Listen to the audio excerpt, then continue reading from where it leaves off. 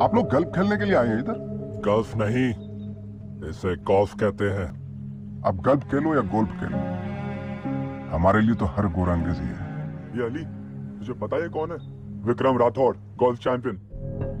How are you sir? How are you? Thank you.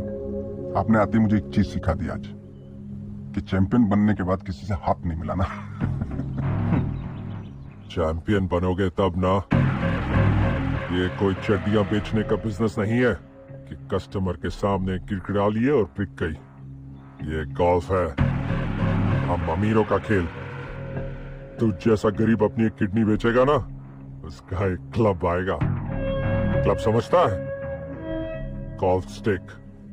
हम गरीब लोग हैं, जरूरत पड़ने पर दिल निकाल के रख देते हैं, तो फिर किडनी क्या चीज है?